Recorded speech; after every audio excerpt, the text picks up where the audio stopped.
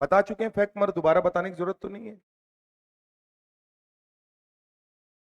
अगला है बेटा, हेडिंग डालिएगा M A2B2C2 type.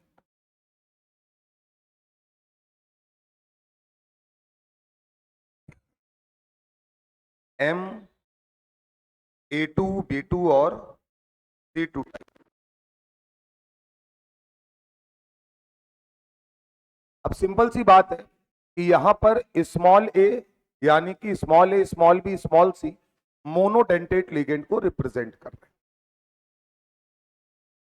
Hello, small ए स्मॉल बी और स्मॉल सी मोनोडेंटेट लिगेंड को रिप्रेजेंट कर रहे हैं।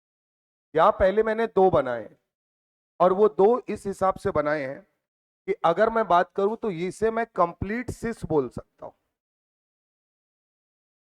ये कौन सी फॉर्म है? कंप्लीट सिस फॉर्म है। उसका रीजन क्या है? ए और ए के बीच में 90 डिग्री, बी और बी के बीच में 90 डिग्री और सी के बीच में भी 90 डिग्री, यानी कि जो फॉर्म बनी है वो क्या है? कंप्लीट सिस है। यहां आते बेटा, क्या ये वाली जो फॉर्म है ये कंप्लीट ट्रांसफॉर्म है? ये कौन सी फॉर्म है? कंप्लीट ट्रांसफॉर्म है। उसका रीजन क्या बेटा? ए और ए एक दूसरे के रिस्पेक्ट में 180 डिग्री पर है, बी और बी एक दूसरे के रिस्पेक्ट में 180 डिग्री पर है और सी एक दूसरे के रिस्पेक्ट में 180 डिग्री पर।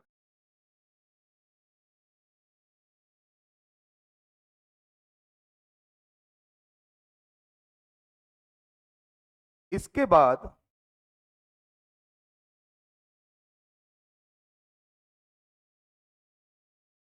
अगर बात की जाए तो तीन फॉर्म और बन सकते। वो क्या क्या है? ए बी और सी के रिस्पेक्ट में ट्रांसफॉर्म,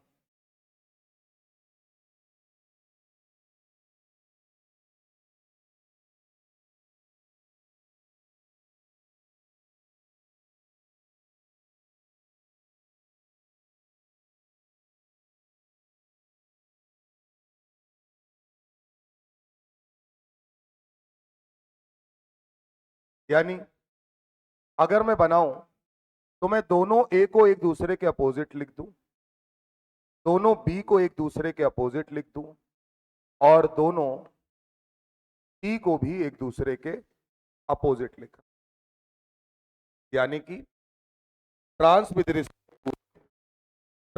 रिस्पेक्ट टू बी और trans with respect to C. जो बचा उसको बगल में लगा लेते हैं। जैसे कि अगर बात की जाए तो बी और सी बचे हैं, तो यहां बी बी और सी और यहां आते हैं ए और सी बचा है, वो लगा लो। यहां ए और बी बचा है। टोटल 5 ज्योमेट्रिकल आइसोमर्स बनते हैं। ठीक बात है। इसे मैं बोलूंगा ट्रांस विद रिस्पेक्ट टू ए,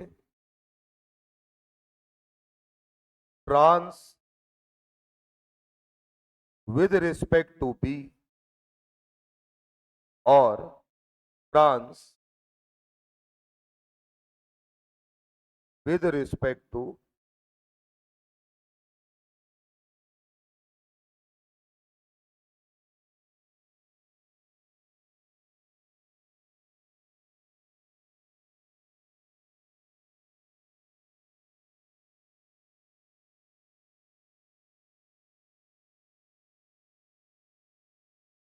चलें सर, तो क्या मैं ये बोल सकता हूं कि अगर मेरे पास M A2B2 और C2 टाइप का कॉम्प्लेक्स है कोऑर्डिनेशन नंबर 6 वाला, तो इसमें पहली बात टोटल ज्योमेट्रिकल आइसोमर्स, अब ये याद होने चाहिए आपको, कितने फॉर्म होते हैं?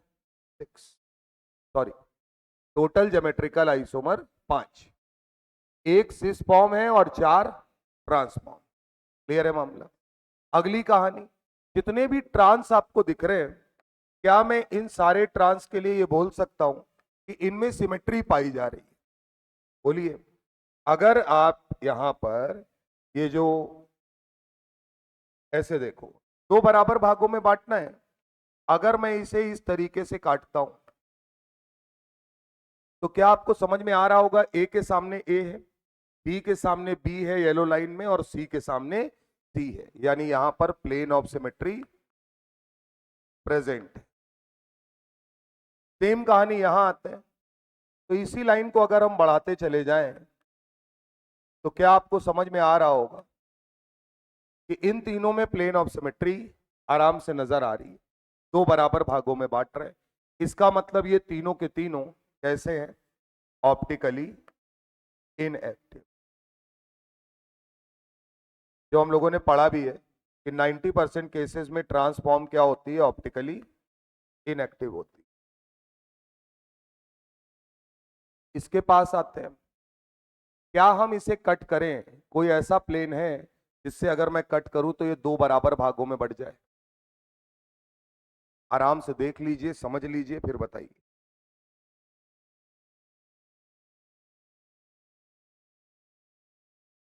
बोलो भैया। नहीं है? वही देखना है कि तुम कितना दिमाग लगा पाओगे। देखो जरा,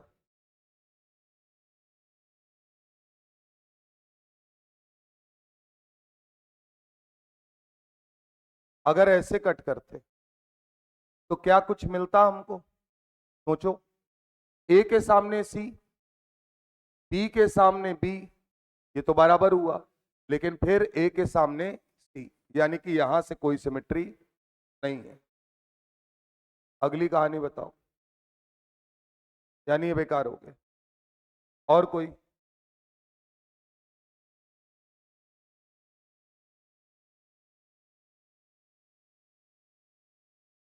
थोड़ा दिमाग लगाना है।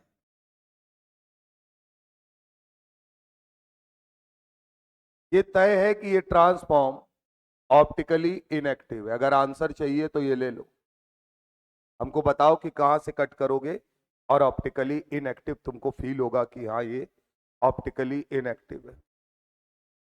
कॉपी में पेन पेन से बनाकर चेक करो, डॉट लगाओ, देखो तुम सेंटर फॉर्म में, सेंटर ऑफ सिमेट्री है।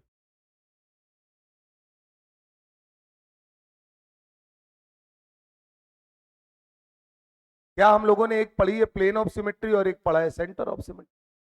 क्या ये बात समझ में आ रही होगी कि अगर मैं इस सेंटर के रिस्पेक्ट में बात करूंगा तो ए और ए की डिस्टेंस सेम है, बी और बी सेम है, सी और सी सेम है, यानी कि इसके अंदर क्या पाया जा रहा है? Centre of symmetry. बिल्कुल सही जवाब है। क्लियर है मामला। जरूरी नहीं होता है कि प्लेन कट करे, आप सेंटर ऑफ सिमेट्री से भी देख सकते हैं, किसी प्रकार की कोई सिमेट्री नहीं होनी चाहिए। कंप्लीट सिस फॉर्म जो है, इसके रिस्पेक्ट में अगर आप बात करते हैं तो ऐसा कोई प्लेन नहीं है और बोला जाता है ये कंपाउंड पूरी तरीके से ऑप्टिकली एक्टिव है। क्लियर है मामला। तो एक बात समझिएगा, जब कोई चीज ऑप्टिकली एक्टिव हो जाती है तो वो एक डेक्स्ट्रो फॉर्म बनाती है और एक लेवो फॉर्म बनाती है। तो क्या मैं ये बोलूंगा टोटल ज्योमेट्रिकल आइसोमर 5 है? Only this form are optically active है? बोलिए सर। अगर पूछा जाए ऑप्टिकल आइसोमर कितने हैं, तो ऑप्टिकल आइसोमर दो हैं, एक डेक्स्ट्रो और दूसरा लेवो। और लास्ट पॉइंट जो हम लोगों ने खूब पढ़ा है, टोटल स्टीरियो आइसोमर्स कितने हैं यहां पर? तो बेटा थोड़ा दिमाग लगाइएगा, क्या जो ज्योमेट्रिकल आइसोमर एक बार काउंट हो गया उसे दोबारा काउंट करने की जरूरत नहीं है?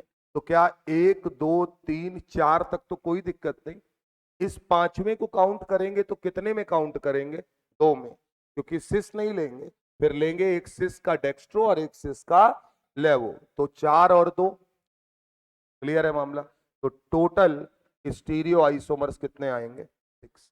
बहुत इंपॉर्टेंट है, इसको याद रखिएगा, ये काम आएगा।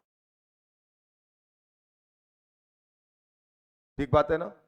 और रट लो, बहुत बढ़िया है। M A2 B2 C2 type का अगर कॉम्प्लेक्स है तो टोटल ज्योमेट्रिकल आइसोमर 5 बनते हैं।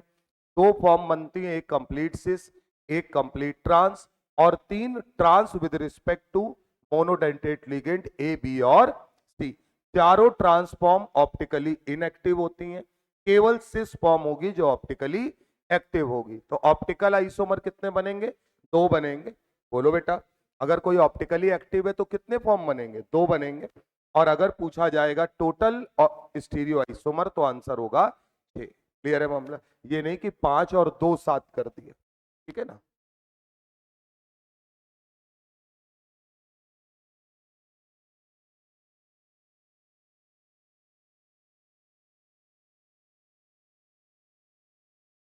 यहां तक कोई दिक्कत नहीं। अगर पूछ लिया गया इनेंशियोमेरिक पेयर कितने बनेंगे, तो क्या आपको समझ में आना चाहिए कि इनेंशियोमेरिक पेयर 1 बनेगा। क्यों? डेक्स्ट्रो और लेवो का पेयर क्या कहलाता है? इनेंशियोमर्स। तो इनेंशियोमेरिक पेयर कितने होंगे? 1 हो। ठीक बात है? तो इतनी बातें इसके रिस्पेक्ट में पूछी जा सकती हैं जो साइड में लिखी है।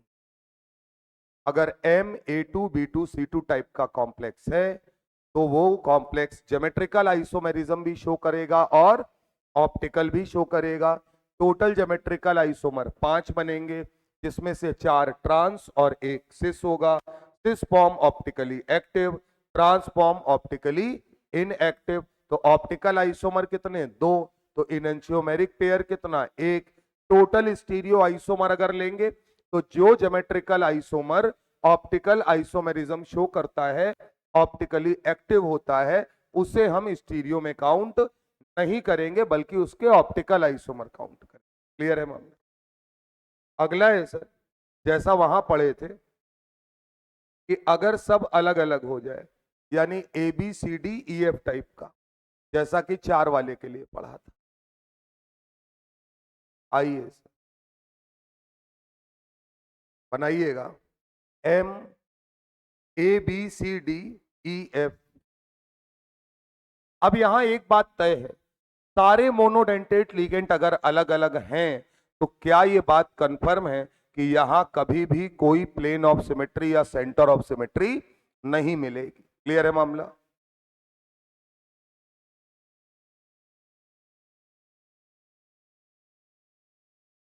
अब यहां पर बेटा मैंने जो ये डायग्राम बनाया है, इसका मतलब है यहां पर हमें कोई एक एज्यूम करना पड़ेगा और उसके रिस्पेक्ट में यहां पर जो भी अप्रोप्रिएट पेयर्स हैं वो बनाने पड़ेंगे, क्योंकि हम यहां सारे नहीं बना सकते।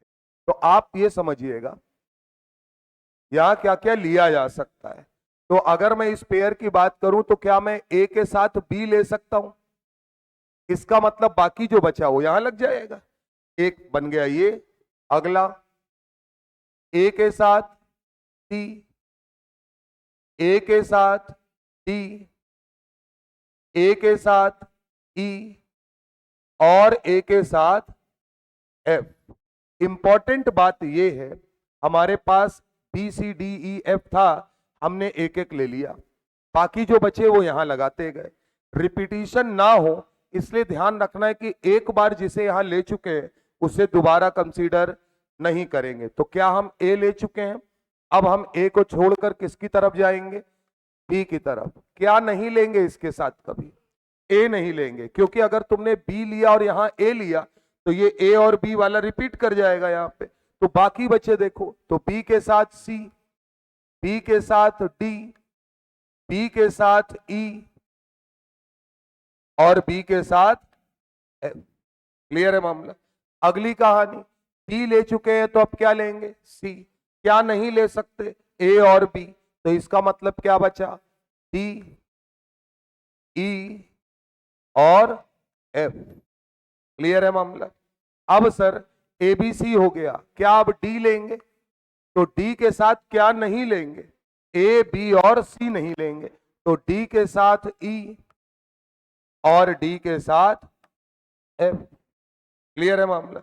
अब अगर मैं बात करूं, मैं ई लेता हूं, तो मैं ई के साथ क्या लूंगा, एफ के। क्लियर है मामला। तो टोटल यहां पर कितने पेयर आपको दिख रहे हैं, अगर देखे जाए 15।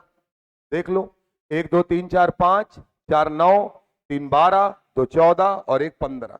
और ये सब क्या अगर हम इसके रिस्पेक्ट में मान रहे हैं तो अब हम सिस ट्रांस नहीं बोलेंगे, हम कहेंगे ज्योमेट्रिकल आइसोमर्स यहां कितने बन रहे हैं, 15। ज्योमेट्रिकल आइसोमर कितने बन रहे हैं, 15। और जितने ज्योमेट्रिकल आइसोमर हैं उसमें किसी में भी कोई सिमेट्री नहीं है, यानी कि ऑल आर ऑप्टिकली एक्टिव। बोलो भैया। अब ये बताओ, अगर सारे ऑप्टिकली एक्टिव हैं तो ऑप्टिकल आइसोमर कितने बनेंगे, हर एक से दो दो बनेंगे या नहीं बनेंगे। तो ऑप्टिकल आइसोमर की संख्या कितनी आएगी, 30। अब अगर मैं आपसे पूछूं स्टीरियो आइसोमर बताओ, तो ये बताओ, जब स्टीरियो आइसोमर लिखते हैं तो ऐड नहीं कर लेते हैं, जो ज्योमेट्रिकल ऑप्टिकल आइसोमेरिज्म शो कर रहा है उसका ज्योमेट्रिकल वाला पार्ट काउंट नहीं करते। तो क्या 15 ज्योमेट्रिकल है, 30 ऑप्टिकल है, तो 15 के 15 ज्योमेट्रिकल कंसीडर नहीं किए जाएंगे। तो आंसर क्या आएगा, 30। क्लियर है मामला। अगर पूछा जाता टोटल इनएंशियोमेरिक पेयर, बोलो भैया, तो क्या इनएंशियोमेरिक पेयर्स जो होते हैं वो ऑप्टिकल आइसोमर डिवाइडेड बाय 2 होता है, 2 को लेते हैं डेक्स्ट्रो लेवो को पेयर में, तो 30/2 यानी कि आंसर कितना आएगा, 15। इतनी बातें आपको याद होनी चाहिए।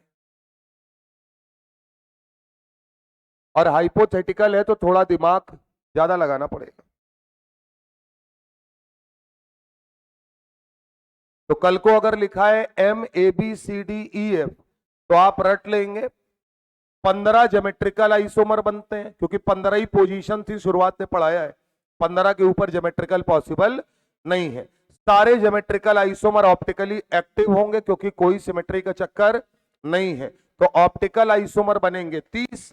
बोलो, टोटल स्टीरियो आइसोमर की जब बात करेंगे तो जो जो geometrical isomer optical isomerism show करता है उसे टोटल में एज अ ज्योमेट्रिकल काउंट नहीं करते, उसका ऑप्टिकल काउंट करते। तो आंसर क्या आएगा, 30। जितने ऑप्टिकल आइसोमर बन रहे हैं उसके आधे क्या होंगे, इनएंशियोमेरिक पेयर, यानी कि वो कितना आएगा, 15। इतनी बात समझ में आ रही है। चलो भैया, अगला केस है MAA का होल थ्राइस, मतलब 3 सिमेट्रिकल बाइडेंटेट लिगेंड लिए गए। ए रिप्रेजेंट कर रहा है बाइडेंटेट लिगेंड को, और कौन से वाले बाइडेंटेट को, सिमेट्रिकल।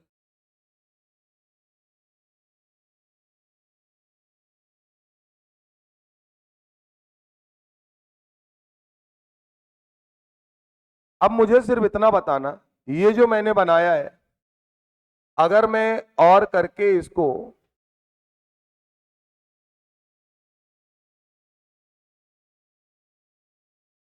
इस तरीके से तुम्हारे सामने रखूं तो मुझे ये बताइए, अगर मैं बाइडेंटेट लिगेंड लगा रहा हूं तो एक बात कंफर्म है कि मैं किसी भी तरीके से उसे 180 डिग्री पर नहीं लगाऊंगा। तो इसका मतलब है मेरे पास एक ही तरीका है जिससे मैं अपने बाइडेंटेट लिगेंड्स को 90 डिग्री पर लगा पाऊंगा, किनारे से इस तरीके अपने को लेना पड़ेगा। क्यों भैया, और दूसरा कोई तरीका यहां पर नहीं। क्लियर है मामला। और ये कंपाउंड रिप्रेजेंट कर रहा है टीओ इन का होल थ्राइस, और चार्ज मान लीजिए +3।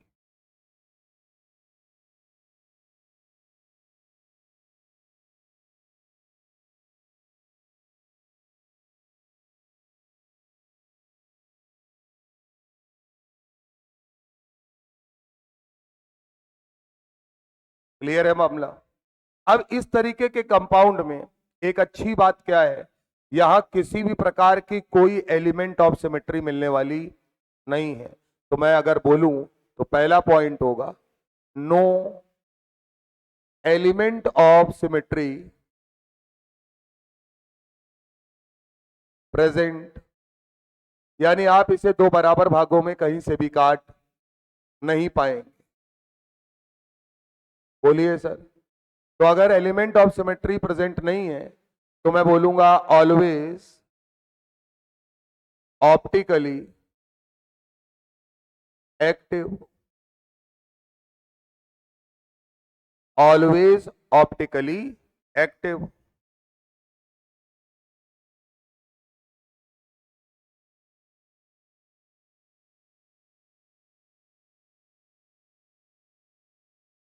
ज्योमेट्रिकल की कोई संभावना यहां पर नहीं है बेटा। क्यों? ज्योमेट्रिकल होने के लिए एक सिस और एक ट्रांस होना चाहिए। हमारे पास जब कोई दूसरा ऑप्शन ही नहीं है तो कैसे बात कर सकते हैं कि हम इसका ट्रांस बना पाएंगे? यानी ये किसी भी तरीके से क्या शो नहीं करेगा? Geometrical isomerism not shown, geometrical isomerism not shown.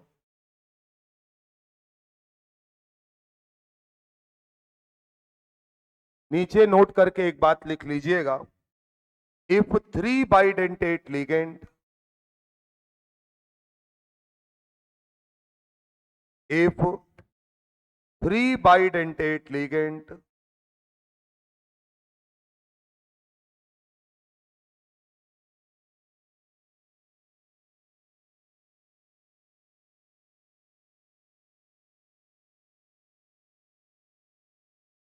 present means always, आंख बंद करके आप बोलेंगे ऑप्टिकली एक्टिव। हमेशा वो क्या होगा? ऑप्टिकली एक्टिव होगा। किसी भी प्रकार की कोई एलिमेंट ऑफ सिमेट्री नहीं मिलेगी।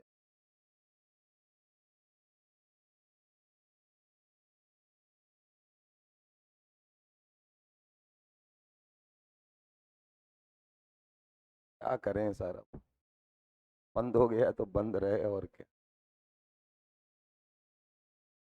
देखो कोई हो तो बुला लो जरा बेटा। If three bidentate ligand present mean always optically inactive, और नीचे लिखिएगा element of symmetry never present, कभी भी एलिमेंट ऑफ सिमेट्री मिलने वाली नहीं है। Element of symmetry never present. अच्छा, ज्योमेट्रिकल क्यों नहीं बना पाए? क्योंकि चीजें सारी सेम थी, तो हम इसे सिस और ट्रांस में कन्वर्ट नहीं कर सकते।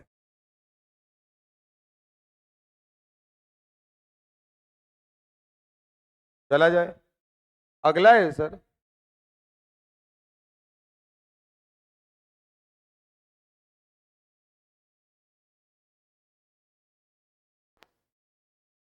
अगला लिखिए। मैडम बुला लो, तुम कहा? MAB का होल थ्राइस, और हेडिंग डालिएगा free unsymmetrical bidentate ligand present. और ये ओ छोटा बनाना गुरु है, कोबाल्ट है। फ्री अनसिमेट्रिकल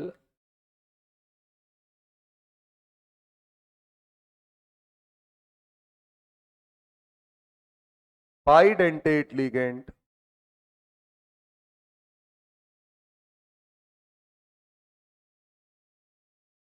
प्रेजेंट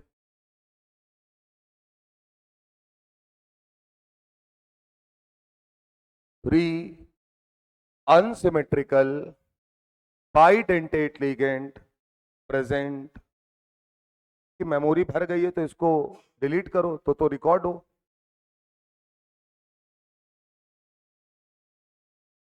क्या यार तुम फॉर्मेशन।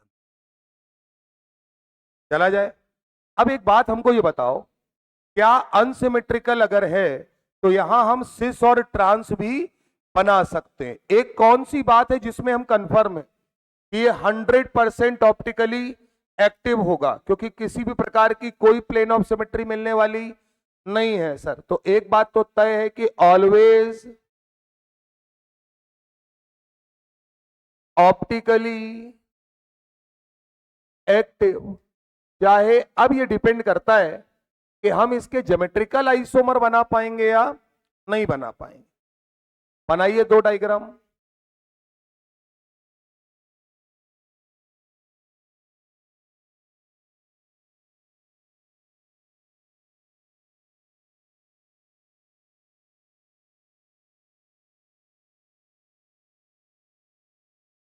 अब बेटा यहां मैंने क्या किया है, डिजाइन है, ध्यान रखना है। एन के रिस्पेक्ट में, मतलब जैसे एनओ है तो इसके रिस्पेक्ट में अगर बात करें तो हमने सेम साइड रखा है, तो हम एक को फॉर्म को क्या बोलेंगे, इस, और इसका अपोजिट अगर हम बना पाए तो हम इसे क्या बोलेंगे, ट्रांस।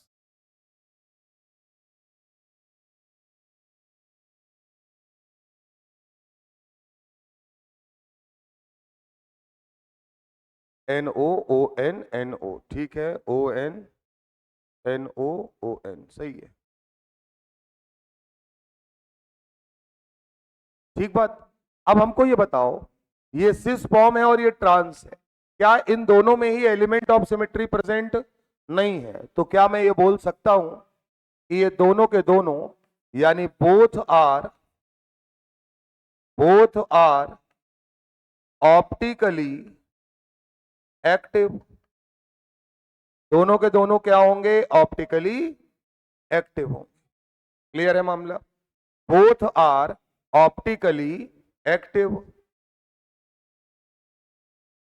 अब हमको ये बताइए, अगर हमारे पास एम ए बी का होल थ्राइस टाइप का कोई भी कॉम्प्लेक्स आया तो इसके विषय में क्या क्या बातें सही होंगी?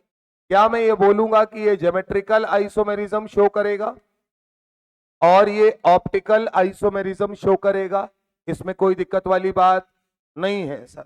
अगली कहानी, इसके ज्योमेट्रिकल आइसोमर कितने बनेंगे, दो, एक सिस और एक ट्रांस।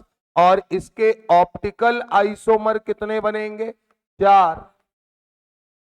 बोलो मेरे लाल, सिस है, एक डेक्स्ट्रो, एक लेव, यहां एक डेक्स्ट्रो और एक लेवो, क्योंकि ऑप्टिकली एक्टिव बोल रहे हो ना दोनों को, तो ऑप्टिकल आइसोमर कितने बनेंगे, चार।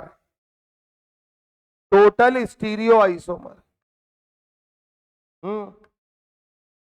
टोटल स्टीरियो आइसोमर, जो geometrical isomer optical isomerism show करने लगते हैं उनको टोटल स्टीरियो में कंसीडर नहीं करते। दोनों आदमी कर रहे हैं तो दोनों को लेने की जरूरत नहीं है, केवल ऑप्टिकल ले लो, यानी कि कितना, चार। क्लियर है मामला?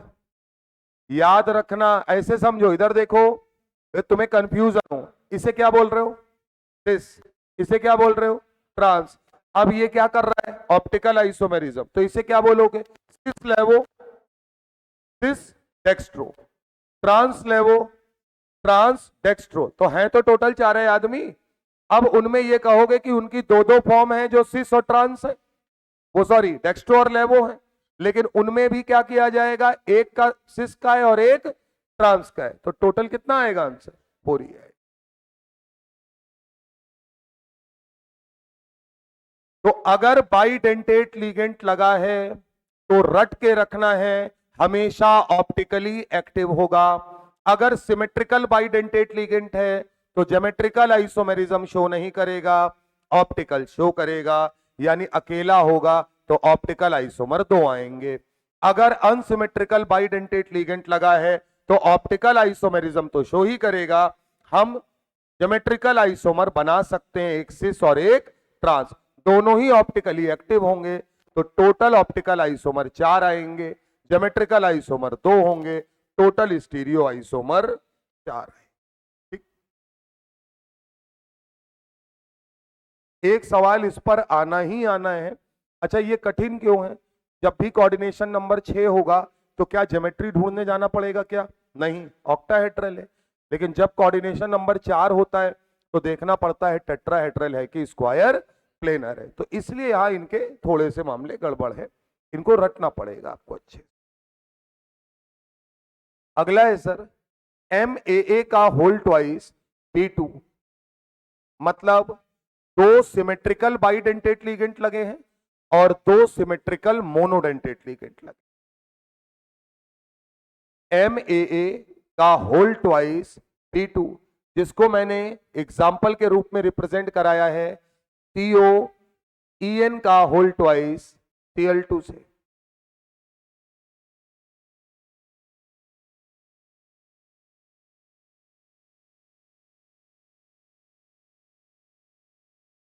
ठीक बात। अब बड़ा सिंपल है, एक मिनट रुको, उतारो नहीं। जब बनाने की बारी आई तो क्या किए, CO लिए। इन के साथ दिक्कत है कि 90 डिग्री पे लगाना है, तो एक हमने ये पोजीशन लगा दी और दूसरी यहां, तो बची पोजीशन पे क्या लगाया, Cl। दूसरा, हम दोनों इन ऐसे सेट कर दें तो बची पोजीशन पे क्या लगाया, Cl।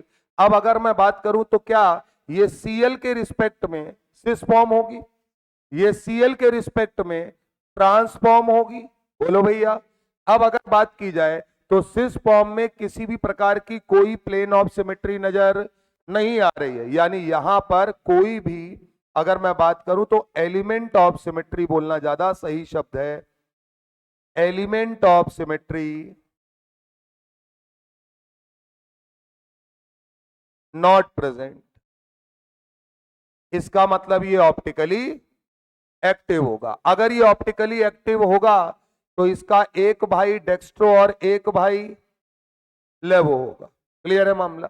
अब अगर मैं इस कॉम्प्लेक्स के लिए बात करूं कि मैं क्या क्या बोल सकता हूं, तो पहला है, क्या ये ज्योमेट्रिकल आइसोमेरिज्म शो करेगा?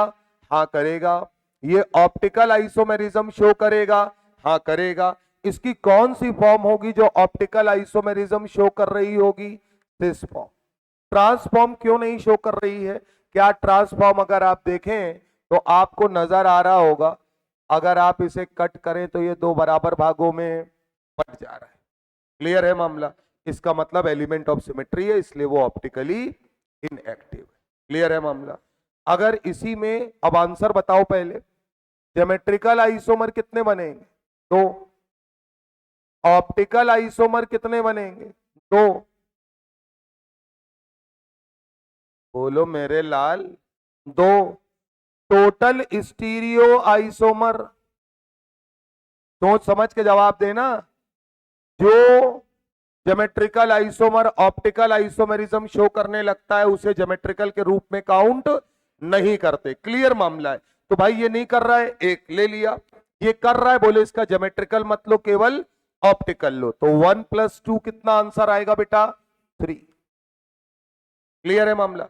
कल को अगर आपसे पूछ ले इनएंशियोमेरिक पेयर कितने बनेंगे, तो एक। क्योंकि ये डेक्स्ट्रो लेवो वाला एक पेयर होगा या नहीं होगा, तो इनएंशियोमेरिक पेयर कितना होगा? एक होगा।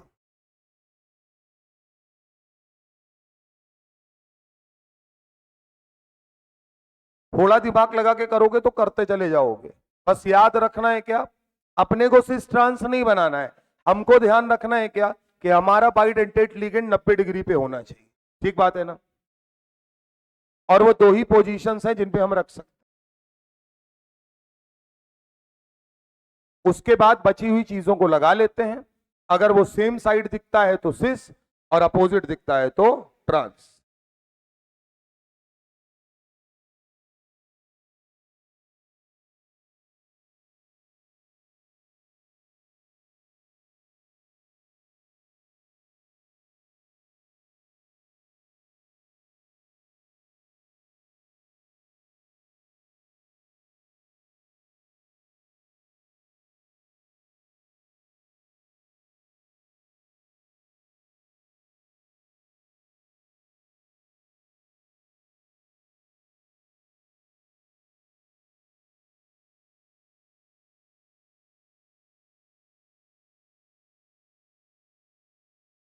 चला जाए?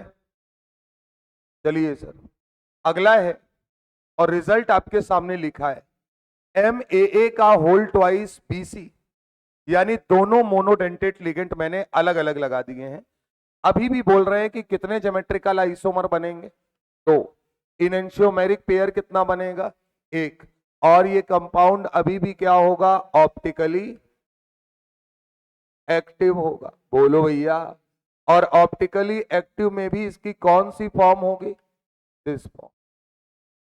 बना लीजिए। आप इसको भी अगर बनाते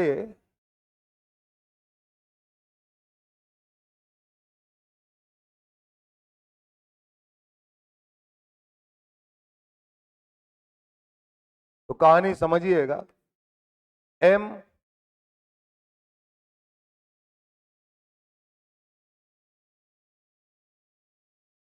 M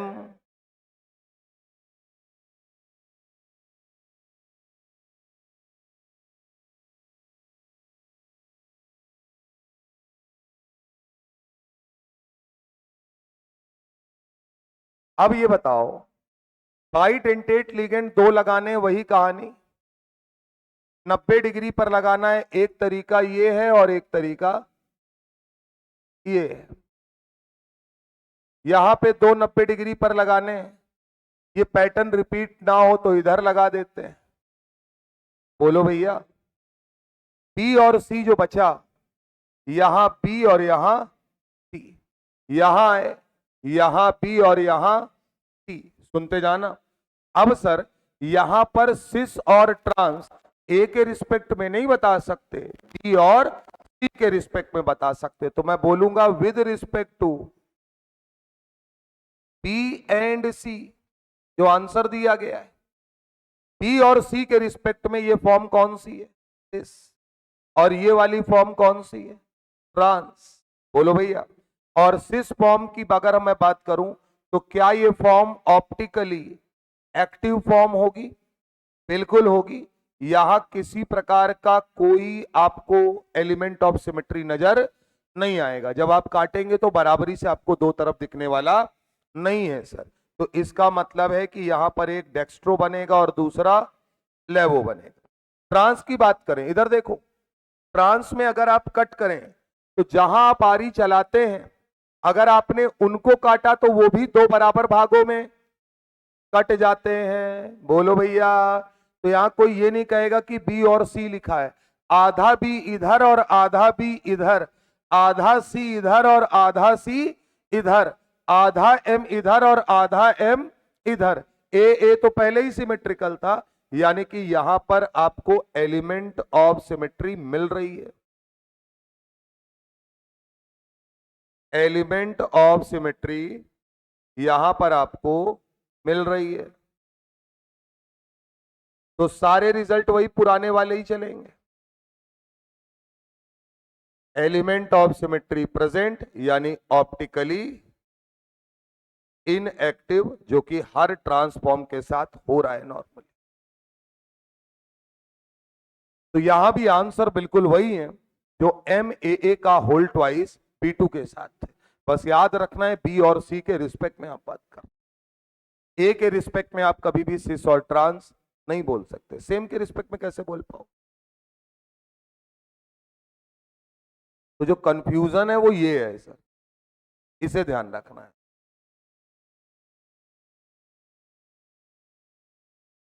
यहां पर भी आपसे अगर पूछा जाएगा टोटल स्टीरियो आइसोमर, तो क्या यहां पर भी आंसर 3 आएगा। अरे बोलो भैया।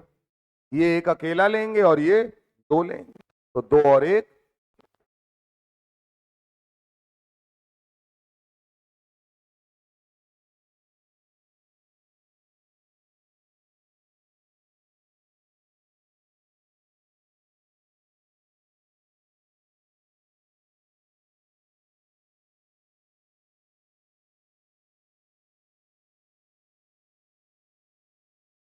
चला जाए। चलो अगला तुम बताओ मेरे को। देखो सही लिखा है कि गलत लिखा है। अच्छा, अब हमने ए को एक ही साथ ले लिया है ना, उससे तुम समझ ही जा रहे होगे, वो रिप्रेजेंटेशन है केवल। अगर हमने लिया MAA B2C2 टाइप, तो वो कह रहे हैं 3 ज्योमेट्रिकल आइसोमर बनते हैं। कैसे बनते हैं सर? अगर आपको इसमें कोई दिक्कत हो तो आप यहां पर भी इसको क्या लिख लीजिए, A और A लिख लीजिए। इसका मतलब एक A ऊपर है और एक A नीचे। बोलो भैया। अब ये बताओ, क्या हमने बाइडेंटेट को पहले ही सेट कर दिया कि ले भाई तू बैठ जाए यहां पे? अब बची हमारे पास ये 4 पोजीशन। इन 4 पोजीशन में हमने कुछ इस तरीके से लगाया है। क्या ये बताइए, अगर मैं इसकी बात करूं तो ये सिस है with respect to B and C. यहां अगर मैं बात करूं तो क्या ये बी के रिस्पेक्ट में ट्रांस है और ये सी के रिस्पेक्ट में ट्रांस है? बोलो भैया।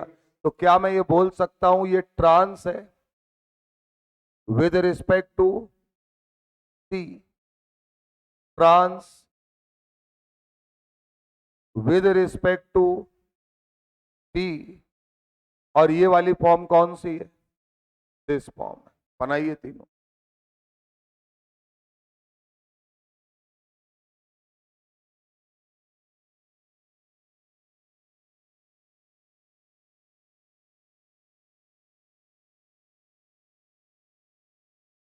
अच्छा, बी और सी में किसी एक को चुनना पड़ेगा आपको। इसमें आप ये भी कह सकते हैं, सुन लीजिए बात को गौर से। इसमें अगर ये कहते हैं कि सर हम यहां पर अगर हम बात करें तो जैसे आपने बोला है trans with respect to B और trans with respect to C, तो हम ये देख रहे हैं क्या मैं इसी को उल्टा भी बोल सकता हूं कि ये trans with respect to B है और ये cis with respect to B है? बोलो यार। तो ये देखना पड़ेगा। इसमें याद करने का तरीका एक जनरल कंसेप्ट है ये, ठीक है ना। हम ट्रांस पेयर बनाते हैं।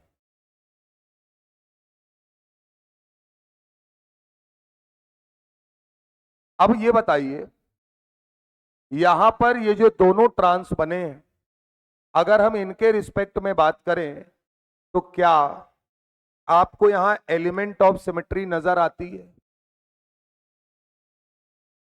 हम्म। बी के सामने बी, ये तो बराबर कट ही गया है।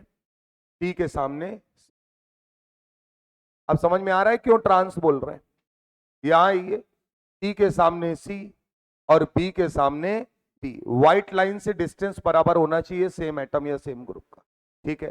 तो इन दोनों में क्या पाया जा रहा है? Element of symmetry present. तो जो बात मैंने आपको याद कराई थी वो बात आपको सही साबित होती हुई नजर आ रही है। अगर ट्रांस पेयर है तो हमेशा ऑप्टिकली एक्टिव होगा, वो इनएक्टिव होगा, और वो आपको बार बार दिख रहा है क्योंकि आपको वहां पे एलिमेंट ऑफ सिमेट्री मिल जाती है। और इसका मतलब है कि ये दोनों के दोनों क्या होंगे? Optically inactive.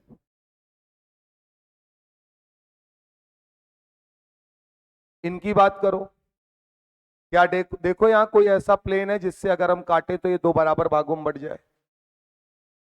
ऐसा कुछ भी यहां पर नहीं है, यानी कि 100% क्या होगा? Optically active. यानी एक डेक्स्ट्रो और दूसरा लेव। ये जरूर, अच्छा एक बात सुन लो, कभी ये पूछा जाए कि कौन सी फॉर्म है जो ऑप्टिकली एक्टिव है, तो याद रखना ट्रांस तो लगाना ही मत कभी। हमेशा आंसर में क्या बोलना? Cis form. कुछ सवाल पूछ रहे हैं, बताते जाओ। टोटल ज्योमेट्रिकल आइसोमर बोलो, क्या 3 बन रहे? बोलो बेटा। जिसमें हम एक सिस और 2 ट्रांस ले रहे हैं। अगर मैं आपसे पूछूं टोटल ऑप्टिकल आइसोमर कितने हैं, तो जवाब होगा 2। टोटल स्टीरियो आइसोमर्स कितने हैं, तो जवाब होगा 1 और 1 2। ये शो कर रहे हैं तो इनका ज्योमेट्रिकल नहीं लेना है, ऑप्टिकल वाले लेने। टोटल आएगा 4। क्लियर है मामला? कल को पूछ लिया जाए, अच्छा एक बात सुनना, जितने ऑप्टिकल आइसोमर होते हैं उसके आधे इनएंशियोमेरिक पेयर होते हैं। तो अगर कहीं इसमें पूछ लिया जाए कि बताओ इनएंशियोमेरिक पेयर कितना है, तो इनएंशियोमेरिक पेयर 1। इतना डेटा आपको ध्यान रखना है।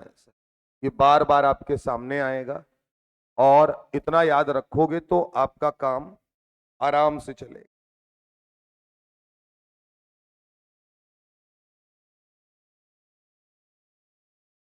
यहां याद रखना, सिस और ट्रांस का केवल ये मतलब नहीं है कि सेम लिगेंड ही लगे हों।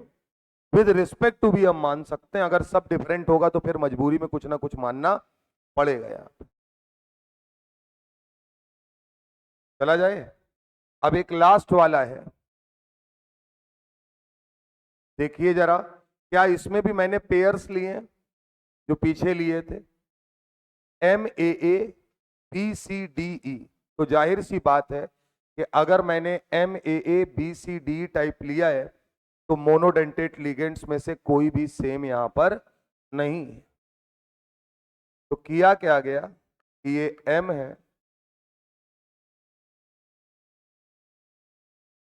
देखना भाई, यहां हमने पहले ही बाइडेंटेट लिगेंड को लगा दिया। क्लियर है मामला? यहां हमने बाइडेंटेट लिगेंड को पहले ही लगा दिया। ठीक बात।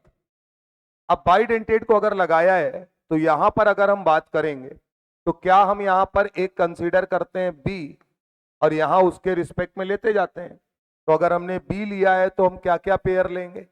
बी और सी का, बी और डी का, और बी और ई का। बोलो भैया, ये तीन लिख सकते हैं। एक बार बी ले लिया तो अब बी कंसीडर नहीं करेंगे, तो सी के साथ क्या लोगे? डी। सी के साथ क्या लोगे? अब बी और सी दोनों नहीं लेंगे तो डी लिया, तो अगर डी लिया तो यहां क्या लगाएंगे? ये मत सोचना बाकियों का क्या होगा, बाकी जो बचेगा वो यहां आ जाएगा, तो जिससे रिपीटिशन नहीं होगा।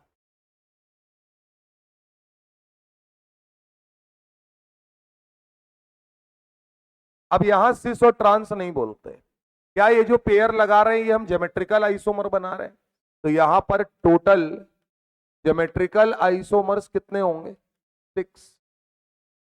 बोलिए सर, किसी प्रकार की कोई भी एलिमेंट ऑफ सिमेट्री नाम की चीज पॉसिबल नहीं है क्योंकि चीजें सेम नहीं है। इसका मतलब सारे के सारे क्या होंगे? All are optically active. यहां लिख लीजिएगा, ऑल आर ऑप्टिकली एक्टिव। सारे के सारे ऑप्टिकली एक्टिव होंगे। तो अगर मुझसे पूछा जाए ऑप्टिकल आइसोमर कितना, तो क्या हर आदमी के दो दो हैं, एक डेक्स्ट्रो और एक लेवो, तो 6 दूनी 12। टोटल इन एंशियोमेरिक पेयर क्या 6 होंगे?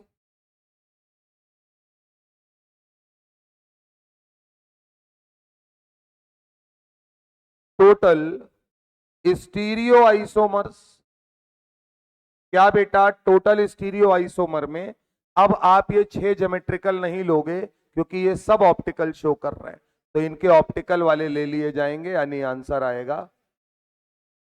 क्लियर है मामला?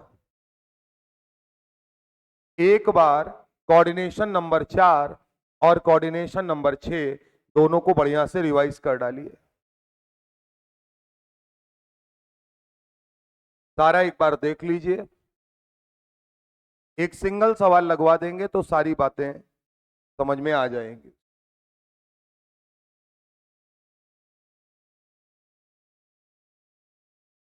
कोऑर्डिनेशन नंबर 4 पे हमने सवाल करवा ही दिया था, कोऑर्डिनेशन नंबर 6 के लिए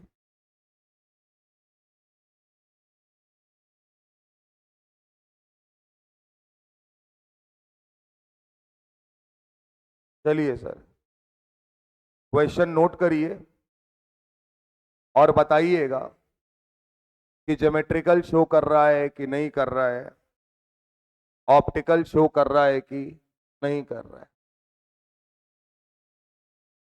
और अगर कर रहा है तो फिर कितना कितना मामला है, दोनों बताने। ठीक बात है ना।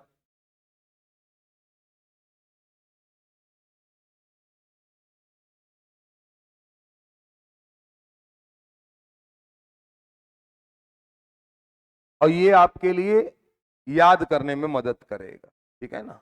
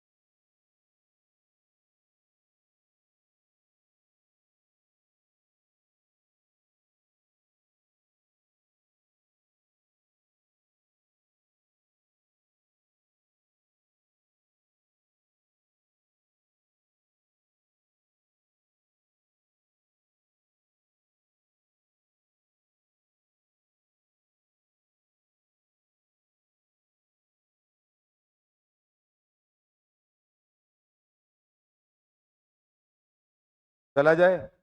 पहला है MA6। क्या सारे सेम है? ना ज्योमेट्रिकल शो करेगा ना, पहले ज्योमेट्रिकल तो करे फिर देखेंगे ऑप्टिकल। MA5B कुछ नहीं। MA4B2 बी के रिस्पेक्ट में सिस भी बनाते थे और ट्रांस भी बनाते थे, यानी कि ये ज्योमेट्रिकल आइसोमेरिज्म शो कर रहा है। और इससे कितने ज्योमेट्रिकल आइसोमर बनते थे? तो एक सिस और एक ट्रांस। क्या दोनों के दोनों ऑप्टिकली इनएक्टिव होते थे यहां पे? तो इसका मतलब ऑप्टिकल आइसोमेरिज्म शो नहीं कर। पढ़ाया है बहुत क्लियर कट, बताइए एक एक बात। ट्रांस तो नहीं करता है, सिस में चेक कर लेना होता है। अगर सिमेट्री आ गई तो नहीं करेगा, नहीं आई तो कर जाएगा। तो हम लोगों ने बनाया था MA4B2 में आपको एलिमेंट ऑफ सिमेट्री मिल रही थी। MA3B3 क्या ये स्पेशल केस था? इसमें हम लोगों ने पढ़ा था दो आइसोमर बनते हैं, एक फेक और मर। फेक और मर हम बोलते हैं, असलियत में तो फेक और मर का मतलब सिस और ट्रांस ही है सर। तो इसका मतलब है ज्योमेट्रिकल आइसोमर तो शो करेगा। और कितने? तो और दोनों के दोनों क्या होते थे? Optically inactive. लिखवाया है।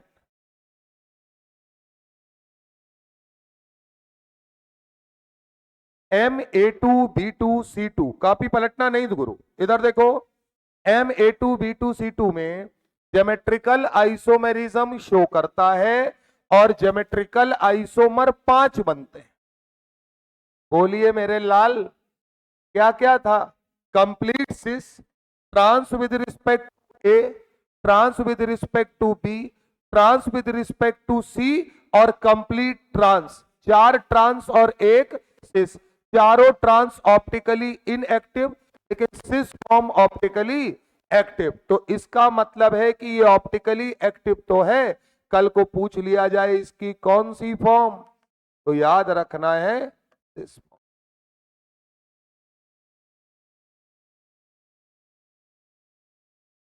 MABCDEF इसमें तो मानना पड़ता था।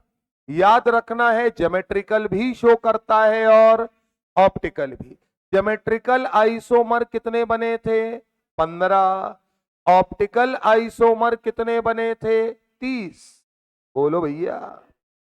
Total stereo isomer 30, total enantiomeric pair 15।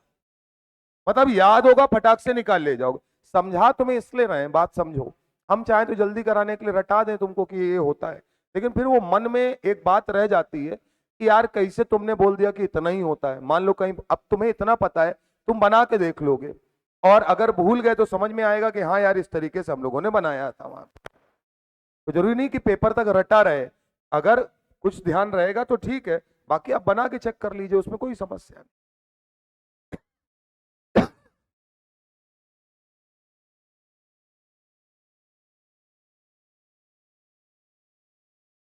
हम्म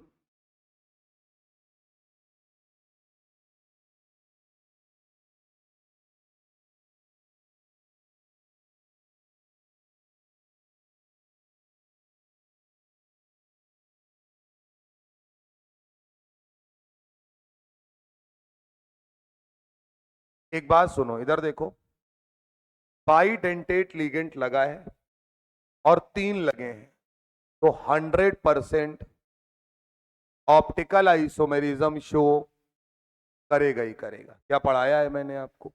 अगर तीनों सेम है तो ज्योमेट्रिकल का कोई चांस नहीं, लेकिन अगर अनसिमेट्रिकल है तो इसका मतलब ए बी से हम सिस और ट्रांस बना सकते हैं। तो यहां से ज्योमेट्रिकल आइसोमेरिज्म ये शो करता था और कितने बनाता था?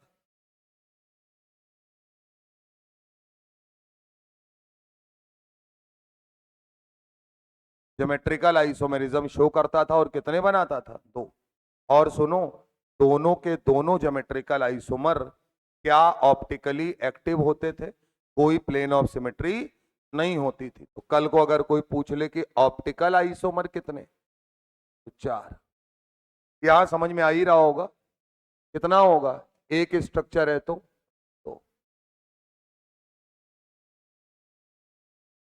अरे भैया 2 बनाए हो तो दोनों ऑप्टिकली एक्टिव हो गए ना अब तो 2 दूनी 4। अगला देखो, एम ए का होल ट्वाइस B2, क्या एक सिस बनाते थे एक ट्रांस बनाते थे? यानी ज्योमेट्रिकल आइसोमेरिज्म शो करता है। बोलो भैया। अगली कहानी, अगर सिस और ट्रांस बनाया तो कौन सी वाली फॉर्म ऑप्टिकली इनएक्टिव है? ट्रांस वाली। कौन सी ऑप्टिकली एक्टिव है? सिस वाली। तो क्या ऑप्टिकल आइसोमेरिज्म शो कर रहा है? और अगर कल को पूछा जाएगा कि टोटल स्टीरियो कितने बनते हैं, तो 3, एक ट्रांस और सिस के 2 डेक्स्ट्रो और। क्लियर है मामला? तो टिक मार लीजिए, ध्यान रखिए। यहां चाहे तो लिख सकते हैं टोटल स्टीरियो आइसोमर 3 बने थे यहां पे।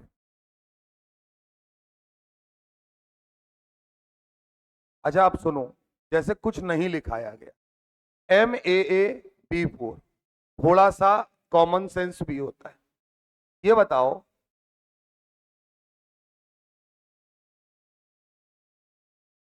ये है मामला, बोलो।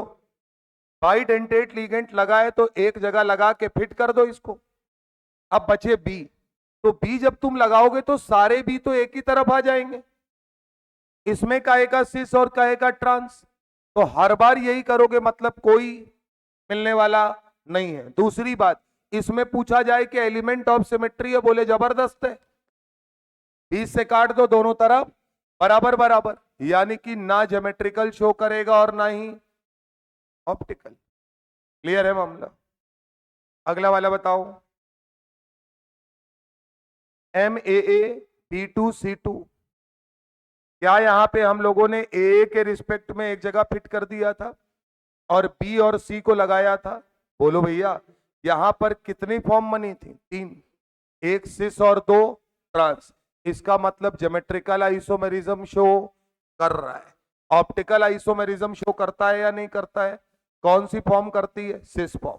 तो इसका मतलब ऑप्टिकल आइसोमेरिज्म शो करेगा, और कौन सी फॉर्म करेगी? क्लियर है? नीचे आते हैं, MAABCDE, क्या ये वाला किया है हम लोगों ने अभी? अगर हम यहां करेंगे तो टोटल कितने? 6 आए थे शायद।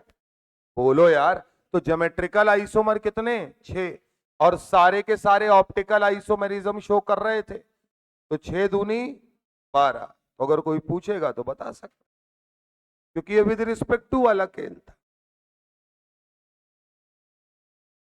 इतना अगर याद रखेंगे तो इन टेबल्स से आप कोऑर्डिनेशन नंबर 4 और कोऑर्डिनेशन नंबर 6 को आराम से रिवाइज कर सकते।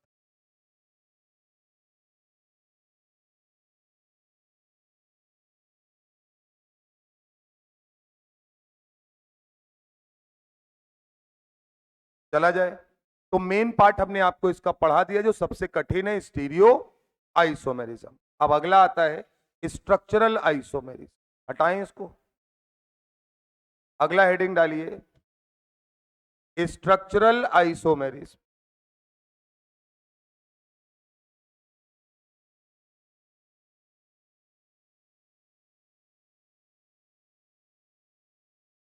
और ये स्ट्रक्चरल आइसोमेरिज्म हम लोग किस में पढ़ रहे हैं?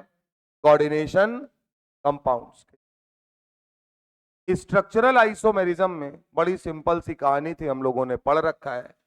मॉलिक्यूलर फॉर्मूला सेम होना चाहिए। क्या सेम होना चाहिए सर? मॉलिक्यूलर फॉर्मूला सेम होना चाहिए और स्ट्रक्चरल फॉर्मूला यानी कि स्ट्रक्चर क्या होने चाहिए? डिफरेंट। बना लीजिए, molecular formula same but structural formula different, they are called structural isomers. Stereo के लिए मॉलिक्यूलर फॉर्मूला भी सेम और स्ट्रक्चरल फॉर्मूला भी सेम, तब हम आगे कोई बात कर पाएंगे। ठीक है ना?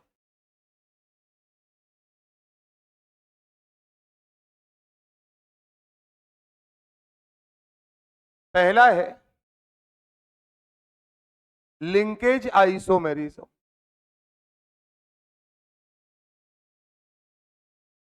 पहला है लिंकेज आइसोमेरिज्म।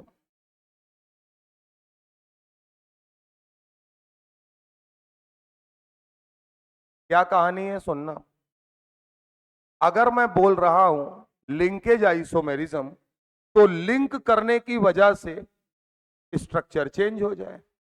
कौन से लिगेंड है जिनके अंदर लिंक करने की टेंडेंसी में बदलाव आ सकता है? क्या वो सारे के सारे एम्बीडेंटेट लिगेंड्स हैं? यानी कि अगर हमें इस टाइप का आइसोमेरिज्म देखना है तो क्या प्रेजेंट होना चाहिए? Ambidentate ligand must be present. नीचे लिखिएगा, for this type of isomerism, for this type of isomerism, ambidentate ligand must be present।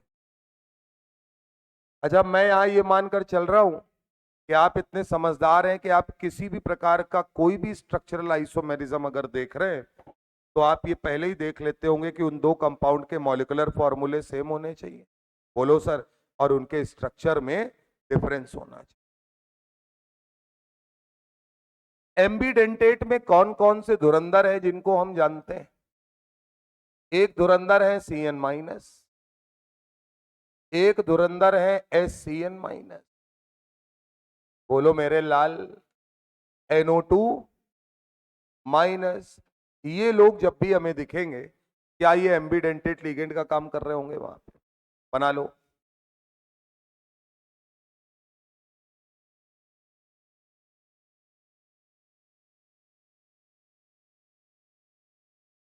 Example के तौर पे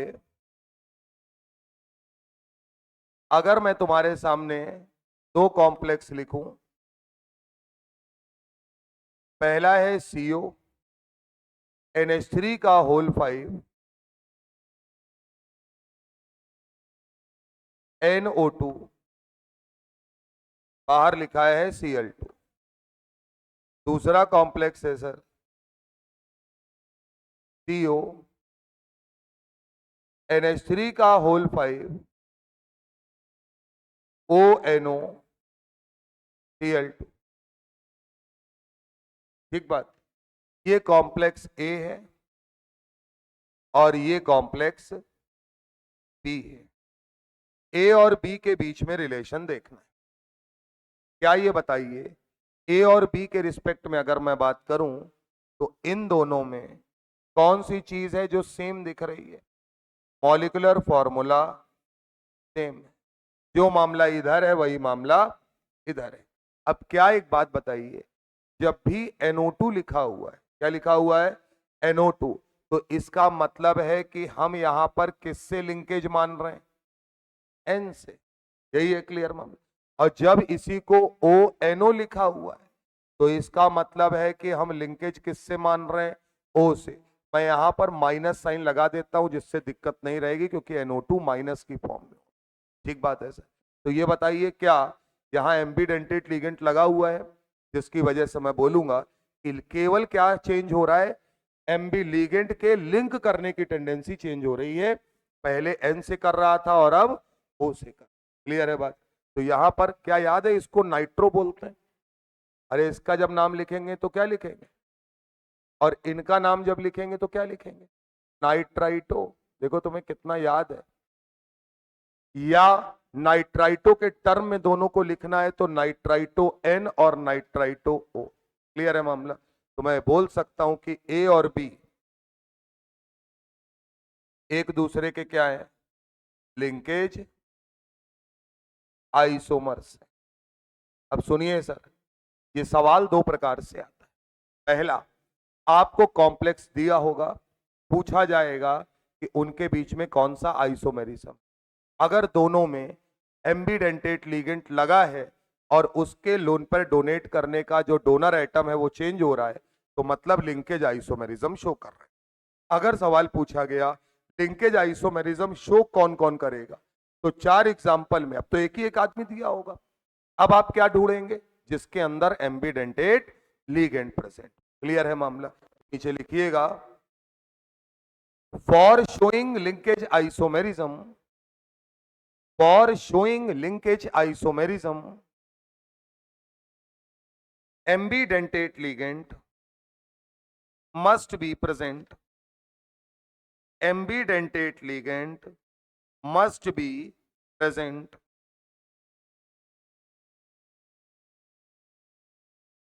ठीक बात। पैराग्राफ चेंज करके लिखो, if two complexes are given, if two complexes are given and their molecular formula are same, if two complexes are given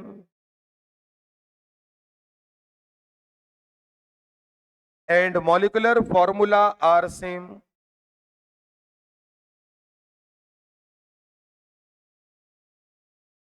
but due to presence of ambidentate ligand, due to presence of ambidentate ligand,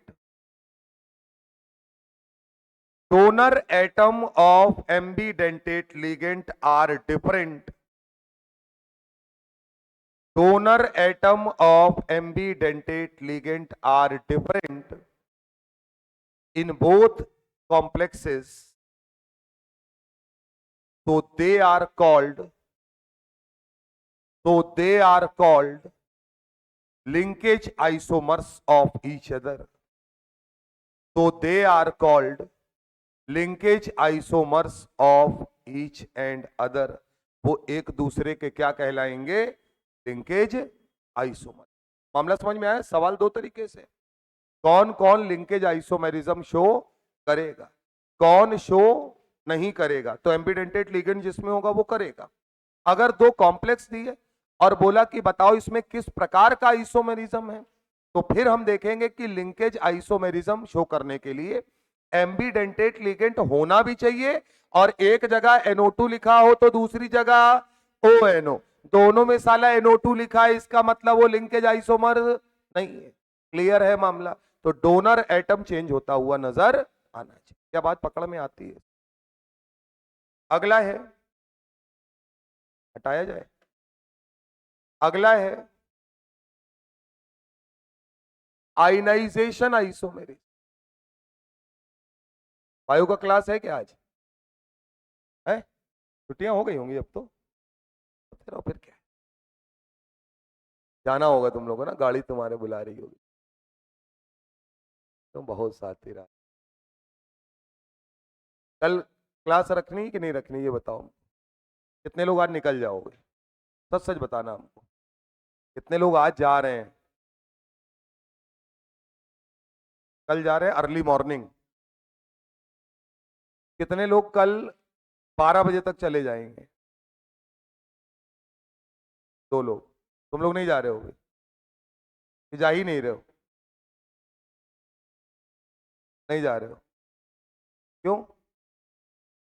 तुम्हारा तो घर ही है। नहीं मतलब जो बाहर से हैं उनकी बात कर रहे हैं।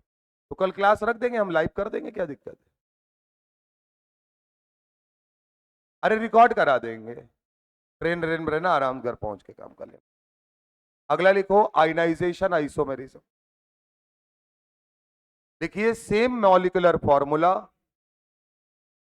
सेम मॉलिक्यूलर फॉर्मूला,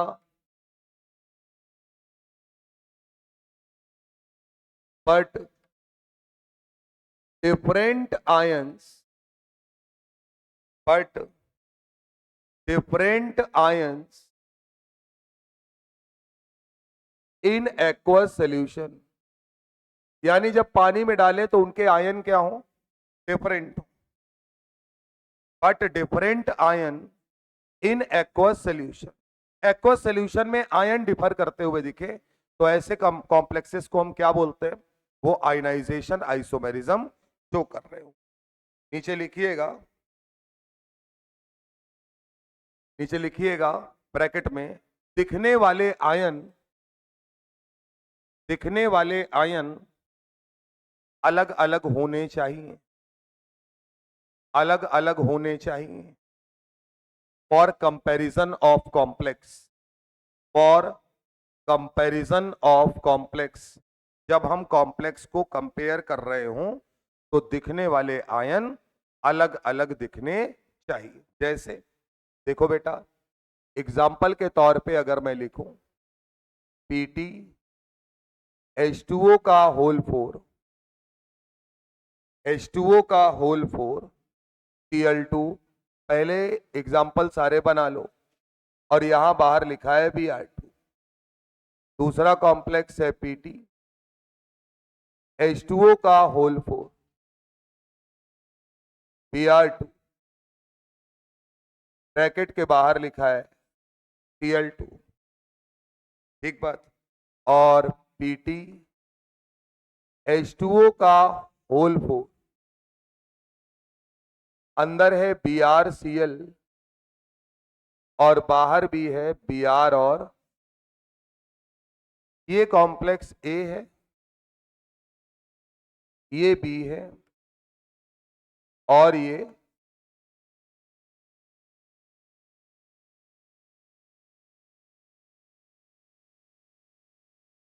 ठीक बात। जब मैं इसे उठाकर पानी में डालूंगा यानी एक्वस सॉल्यूशन में डालूंगा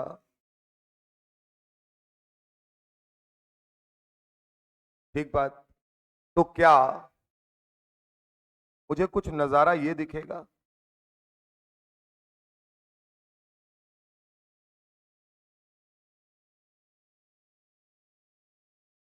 और यहां 2Br माइनस दिखे, यहां दिखेगा Pt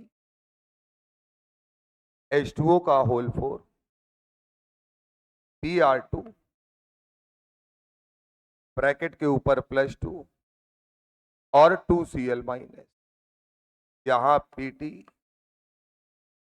H2O का होल 4, अंदर Br और Cl रहेंगे, ब्रैकेट के ऊपर +2 और Br प्लस, सॉरी इस साले हर बात में बोलते हो, हाँ Br माइनस और Cl माइनस, प्लस क्यों होगा बे, Br माइनस और Cl माइनस। तो क्या ये बताओ, इधर देखो, क्या तुमको ये आयंस डिफर नजर आ रहे हैं? डब्बे के अंदर तो नहीं देख सकते, लेकिन ये तो देख सकते हैं कि यहाँ Br माइनस 2 दिख रहे हैं, यहाँ 2 Cl माइनस दिख रहे हैं, यहाँ Br माइनस और Cl माइनस। तो इसका मतलब मैं बोलूंगा ए बी सी जो है वो एक दूसरे के क्या है, आयनाइजेशन आइसोमर्स।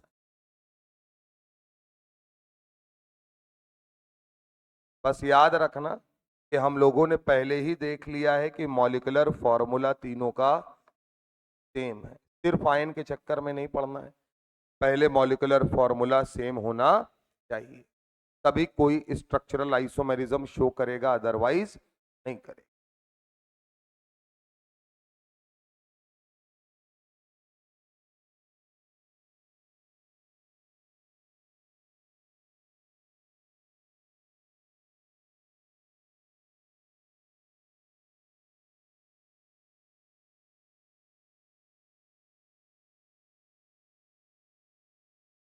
चला जाए, इसमें अगर हम एक एग्जाम्पल आपके सामने रखें, यहां तक तो क्लियर है।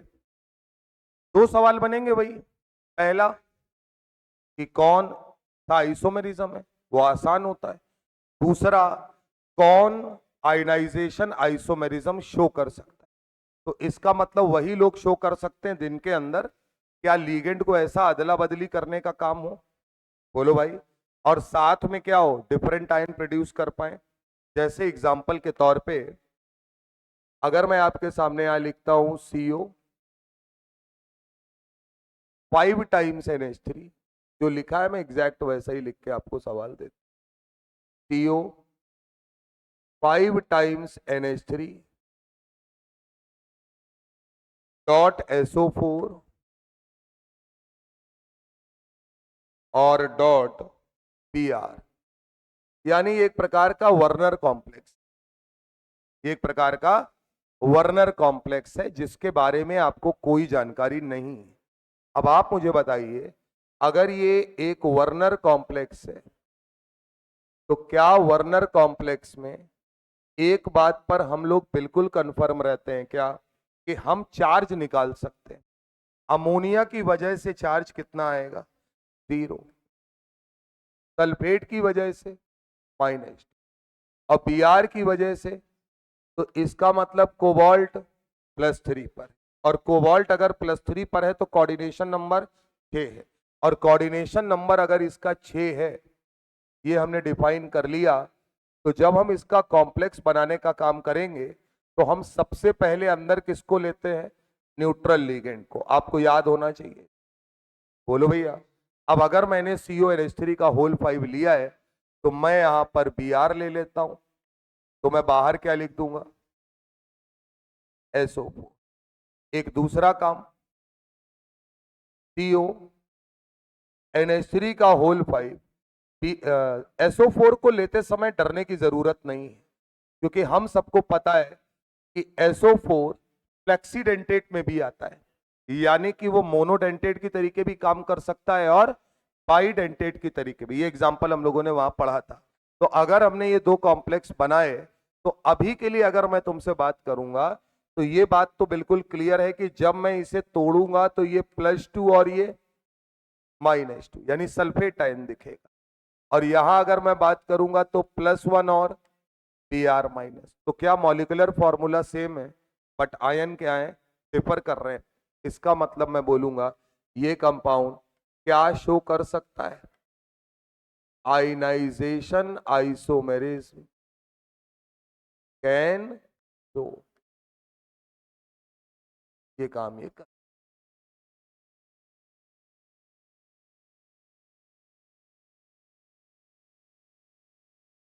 तो कई बार आपको इस तरीके से भी देखना पड़ेगा।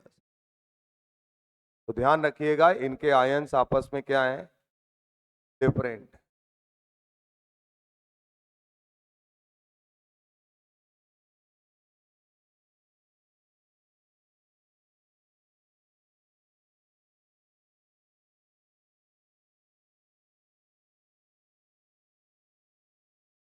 तो दो हम लोगों ने पढ़े, एक पढ़ा है लिंकेज आइसोमेरिज्म, वो तब शो होता है जब एम्बीडेंटेट लिगेंड प्रेजेंट होता है और एम्बीडेंटेट लिगेंड का डोनर एटम चेंज होता हुआ नजर आए। दूसरा पढ़ा आयनाइजेशन आइसोमेरिज्म, वो तब होता है जब आयंस जो हो डिफरेंट टाइप के मिल रहे हो, जब हम कॉम्प्लेक्स को पानी में डालें। क्लियर है मामला? अगर आप हमें कॉम्प्लेक्स नहीं दोगे तो हम बना लेंगे, और अगर हम ऐसे कॉम्प्लेक्स बना पाए कि आयन डिफर है तो हम बोलेंगे आयनाइजेशन आइसोमेरिज्म शो कर रहा है। अदरवाइज अगली कहानी करने से पहले, क्या यहां पर सल्फेट आयन मोनोडेंटेट लिगेंड की तरीके काम कर रहा है? क्योंकि 6 से ज्यादा कोऑर्डिनेशन नंबर पॉसिबल नहीं है, तो ये 5 मोनोडेंटेट लगे हुए हैं, यानी छठा आदमी क्या होगा, मोनोडेंटेट।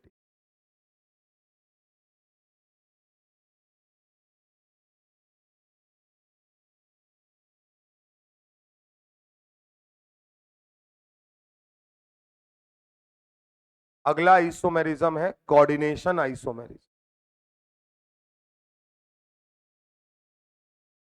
चलें भाई, तीसरे नंबर पे लिखिए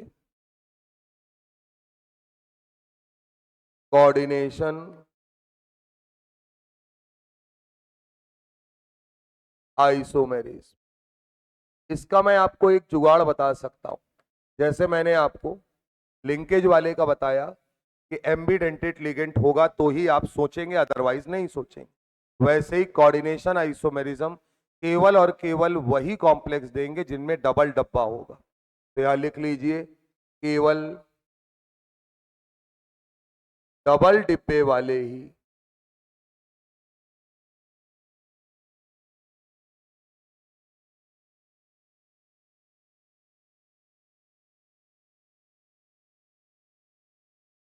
देंगे।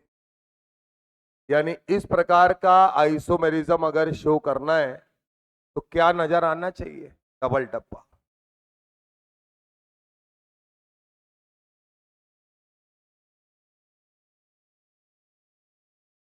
केवल डबल डिब्बे वाले ही देंगे। इसके ऊपर लिख लीजिए मोस्ट इंपॉर्टेंट। पेपर में अगर 10 सवाल आएंगे तो 10 में से 7 बार यही पूछा जाएगा, ऐसे समझ। क्या होता क्या है लिखाने से पहले समझना। 2 डब्बे होंगे, लीगेंट जो है एक डब्बे का उड़ के चला जाएगा दूसरे में, दूसरा वाला आ जाएगा इधर। बस ये जाते आते समय एक बात का ध्यान रखेंगे कि डब्बों के ऊपर चार्ज मेंटेन रहे। क्या मेंटेन रहे? कितना, इससे कोई फर्क नहीं पड़ता। क्यों? अगर डब्बे के ऊपर प्लस और माइनस नहीं हुआ तो 2 डब्बे कभी भी आपस में जुड़े हुए नहीं होंगे, यानी फिर वो कॉम्प्लेक्स एग्जिस्ट ही नहीं करेगा। यानी कि यहां लीगेंड एक कोऑर्डिनेशन स्पेयर से दूसरे कोऑर्डिनेशन स्पेयर में एक दूसरे के साथ एक्सचेंज ऑफर क्या चलता है? Exchange offer. तो पहला पॉइंट लिखिए, दोनों कोऑर्डिनेशन स्पेयर के बीच,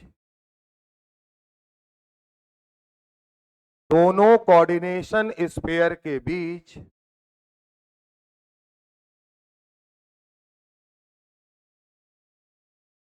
लीगेंड्स का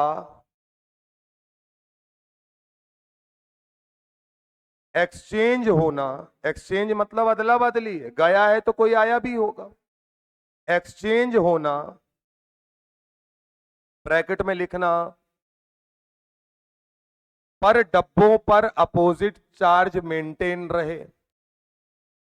पर डब्बों पर अपोजिट चार्ज मेंटेन रहे, bracket close, called coordination isomerism, called coordination isomerism. Paragraph change करके, possible situation, possible situation to form different compounds, मतलब बदल बदल के डिफरेंट बनाते जाओ। Possible situation to form different compound, bracket में same molecular formula, molecular formula same ही रहेगा, बट केवल क्या होगा, जो कंपाउंड है वो बदलते हुए नजर आएंगे। Called, called number of coordination isomers, called number of coordination isomers. आइए सर, अब नीचे वो डेफिनेशन लिख लीजिए जो नॉर्मल लिख कर लाए हम। Ligand change their, ligands change their position with respect to metal, ligands change their position with respect to metal from one coordination pair, from one coordination pair to another, to another, called, called coordination isomerism, called coordination isomerism।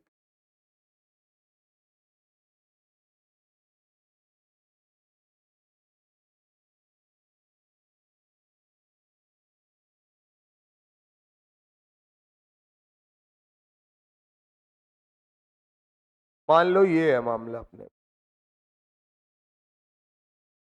पहला सवाल इधर देखो, क्या ये compound coordination isomerism show करेगा? पहला सवाल, क्या ये कॉम्प्लेक्स कोऑर्डिनेशन आइसोमेरिज्म शो करेगा? तो जवाब है 100% करेगा। क्यों? तुम कहोगे ये जो लीगेंट है ये आपस में खेलेंगे। बोलो भाई, तो डबल डिब्बा होना चाहिए और लीगेंट अलग अलग होना चाहिए। सेम बात ये भी है। अच्छा, लीगेंट अलग अलग ना भी हो तो काम चल जाएगा, अरे इतना मारेंगे तुमको। लीगेंट साला जब अलग अलग नहीं होगा तो तुमको क्या फर्क पड़ेगा? इधर अमोनिया तो क्या गया, कौन कहां पता चलेगा? लीगेंट 100% क्या होने चाहिए? अलग अलग होने चाहिए। तो आते जाते नजर भी आए कम से कम। अब अगला सवाल तो समझ में आ गया।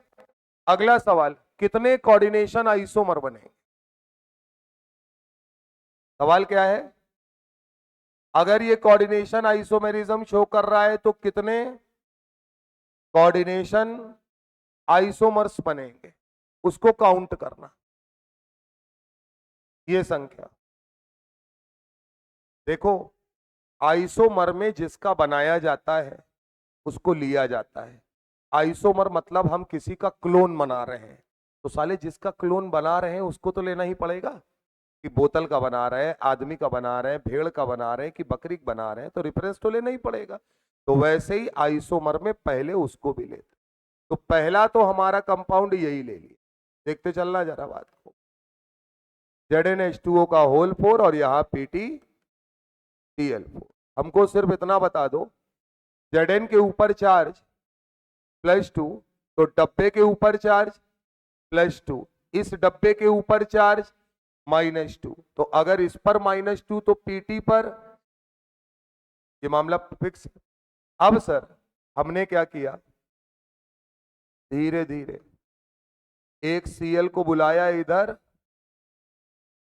और एक वाटर ले गए उधर।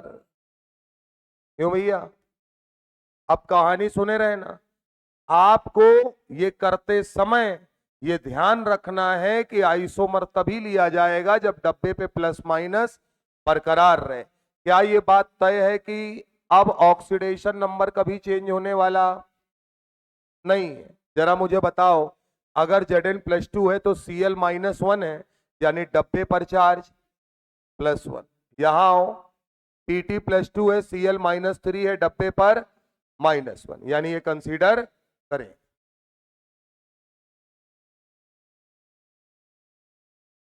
दो Cl ले आए उधर से, कितने? यहां दो Cl ले आए हो तो दो वाटर भेजे भी हो गए। यही है मामला।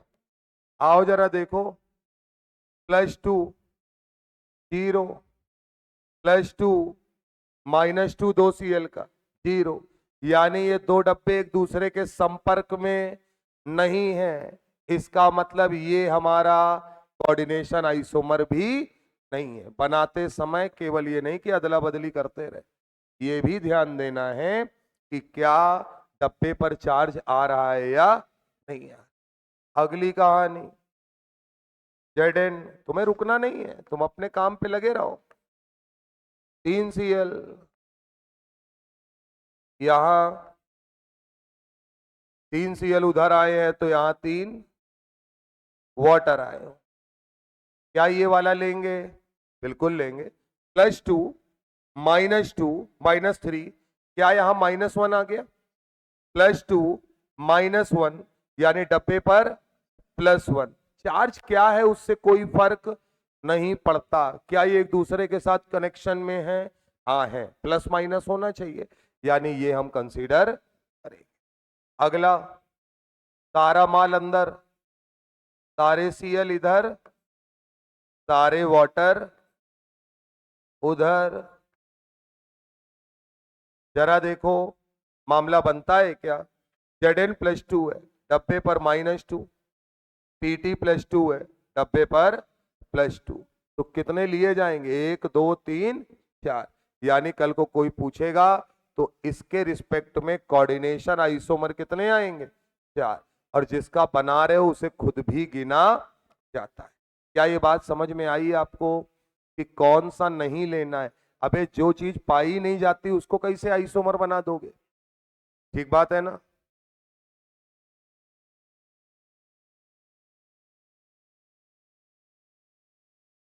अब जैसे हम ये बताएंगे तो कुछ ज्ञानी लोग क्या कहेंगे पता है?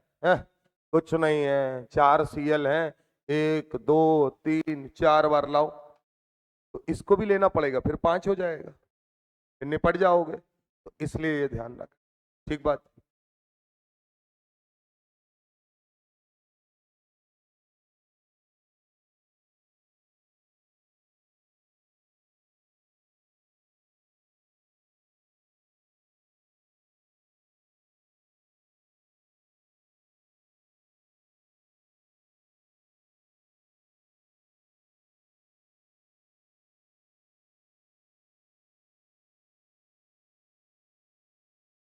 अब इसे करने का जुगाड़ देख लेते हैं।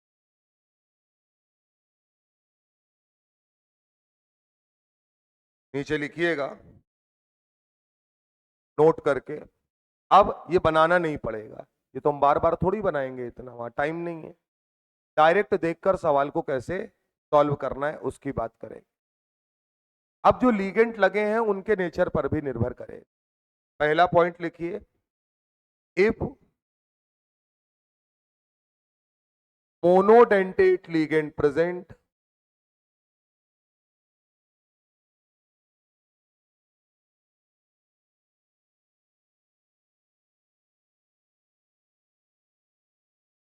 क्या प्रेजेंट हो? मोनोडेंटेट। और ब्रैकेट में लिखना यहां दोनों डब्बों में जो मेटल है वो क्या हो? डिफरेंट। एक में जिंक हो तो एक में प्लेटिनम हो, या एक में प्लेटिनम हो तो एक में निकिल हो। बात समझ में आ रही है? तो ऐसी सिचुएशन में कोऑर्डिनेशन आइसोमर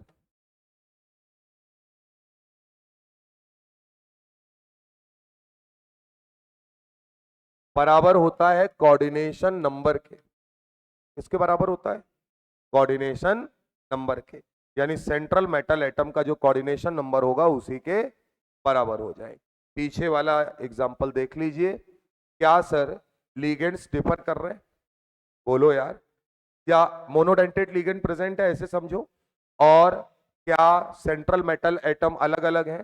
तो कोऑर्डिनेशन नंबर तो दोनों में 4 है, तो इसका मतलब कितने कोऑर्डिनेशन आइसोमर बनेंगे? 4। इसमें कोई समस्या वाली बात नहीं है। अगला, if monodentate ligand present, monodentate ligand present, यानी अभी भी लीगेंट मोनोडेंटेट हो, लेकिन जो मेटल है वो भी दोनों में क्या हो जाए? सेम। मैंने आपसे क्या बोला था? क्या चीज है जो डिफरेंट होनी चाहिए? लीगेंट। तभी तो जाता आता दिखेगा हमको।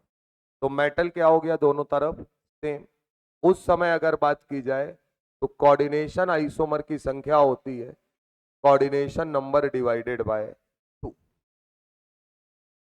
Coordination number divided by 2। तब हम आधा कर देंगे। मेटल अगर सेम है तो कोऑर्डिनेशन नंबर के बराबर। मेटल अगर डिफरेंट है तो कोऑर्डिनेशन नंबर वो मेटल अगर डिफरेंट है तो कोऑर्डिनेशन नंबर के बराबर। मेटल अगर सेम है तो coordination number divided by 2 if monodentate ligands are present. आपका मन होगा सर बाइडेंटेट आ जाएगा, तो करना पड़ेगा, इसीलिए सिखाया है। बोलो यार। तब उसके लिए कोई जुगाड़ काम नहीं करता है और ना आपको मैं बताऊंगा कि करे। आइए देखिएगा। Fe एग्जाम्पल के तौर पे NH3 का होल 6, FeCl6, और यहां आपको बताने हैं टोटल कोऑर्डिनेशन आइसोमर। क्या बताने हैं? Total coordination isomers. कॉम्प्लेक्स में आपके सामने यहां लिखता जा रहा हूं। एक है FeNH3 का होल 6 और COCl6। जल्दी से आंसर बताइए, देखकर आप बता ले जाएंगे। हाँ पता है कि बता ले जा रहे तो दिक्कत हो रहा होगा। पहले वाले में क्या सेंट्रल मेटल एटम सेम है, सारे मोनोडेंटेट लिगेंड लगे हैं।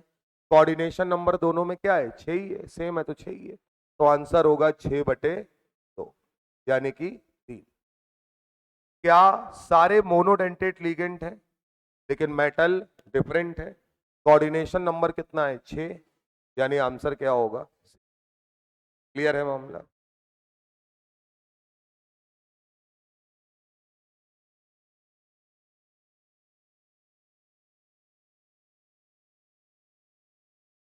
अब इसका मतलब ये नहीं है कि बाइडेंटेट लिगेंड आता नहीं, आता है। तरीका वही है कि तब तक चेंज कराते रहो जब तक डब्बों के ऊपर चार्ज बरकरार रहे। क्लियर है मामला? जैसे हटाएं इसको, तीसरा एग्जांपल लिखो। सीओ EN का होल थ्राइस और यहां लिखा है FeF6।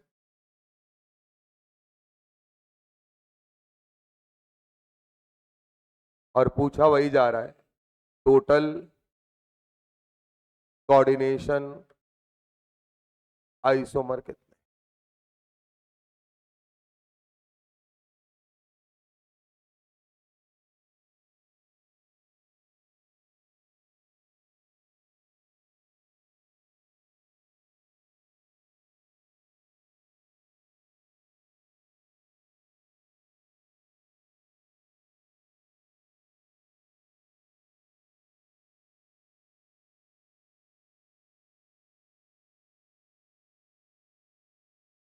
बुद्धि लगाना तो काम हो जाएगा। पहली बात मुझे बताओ, इधर देखो, दोनों में कोऑर्डिनेशन नंबर 6 है। क्या एक बात तय है कि अगर मैं कोबाल्ट की बात करूंगा तो ये +3 है और Fe भी क्या कंसीडर करें? +3। क्लियर है मामला? बोलो भाई, अब सुनते जाना है। इधर देखो, क्या यहां से हम इस तरीके से कर सकते हैं, एक बार इन यहां जाए, 2 बार इन यहां जाए और तीनों इन यहां जाए। देखते चलिएगा, जब आप ये 1, 2 और 3 इन लेते जाएंगे उधर, तो वहां से F- 2 करके लाएंगे, क्योंकि इन तो बाइडेंटेट लिगेंड है। और देखेंगे तीनों केसेस में जब आप बनाएंगे तो चार्ज डब्बों के ऊपर कुछ ना कुछ बरकरार रहे। तो 3 और 1 4, आंसर कितना आएगा? क्लियर है मामला? और सुनो, इधर देखो, और मजेदार बात बताते हैं। एक भी डब्बे के ऊपर चार्ज है तो दूसरे पर अपने आप होगा। फिर से सुनो, एक भी डब्बे के ऊपर चार्ज है तो दूसरे पर अपने आप चार्ज होगा। एक पर भी 0 आ गया तो दूसरा 0 ही है, ये कन्फर्म है। अब जब मैं ये काम करूंगा तो सुनना, किसी एक से पकड़ लो। मैंने ये पकड़ा CO+3, मैंने क्या भेजा? इन। क्या इन की वजह से चार्ज 0 है? वहां से कौन आए? 2F-। तो 2F- जैसे ही आए वो इसका +2 चार्ज खा गए, यानी डब्बे पे चार्ज आया +1। इधर से 2 इन भेजे तो उधर से आए 4F-। 4F- अगर आए हैं तो इसका मतलब सीधा सा है -1 चार्ज आया, चल रहा है काम। 6 के 6F- आएंगे तो चार्ज कितना रहेगा? -3। तीनों ही परिस्थितियों में डब्बे के ऊपर चार्ज है। क्लियर है मामला? एक और बात, क्या डब्बे के ऊपर चार्ज केवल एक ही परिस्थिति में 0 हो सकता है? जब उधर से 3F- आए, और वो पॉसिबल नहीं है क्योंकि बाइडेंटेट लिगेंड के बदले 2 मोनोडेंटेट चाहिए हो। बोलो, तो या तो 2 या 4 या 6, कभी 3 की जरूरत हमें पड़ेगी ही नहीं, तो बनाने की जरूरत नहीं है। आंसर क्या होगा? ठीक बात है ना। चौथा है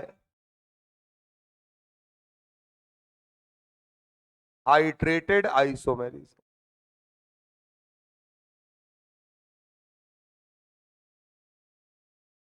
चौथा है हाइड्रेटेड आइसोमेरिज्म। पहले मैं इसकी डेफिनेशन लिखवाऊंगा, जो 1% समझ में नहीं आएगी। उसके बाद इसका तरीका बताऊंगा कि असलियत में इसको कैसे देखा जाता है। हाइड्रेटेड आइसोमेरिज्म में लिखिएगा, if number of water molecule if number of water molecule differ with respect to ligand, if number of water molecule differ with respect to ligand and water of crystallization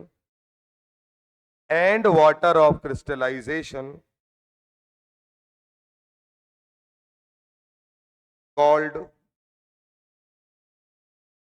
hydrated isomerism और solvated isomerism. या तो hydrated बोलो या solvated बोलो। ठीक बात। इससे कुछ नहीं समझ में आ रहा है, नीचे लिखिए वाटर अटैच्ड विद, देखने का तरीका, water attached with ion dipole interaction या attraction, water attached with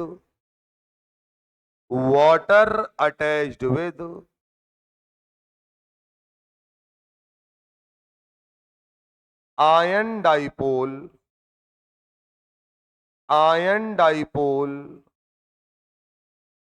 attraction. इधर देखो बे, आयन डाइपोल अट्रैक्शन का बड़ा सिंपल कहानी है और रट लो। ये क्या है? Coordination sphere.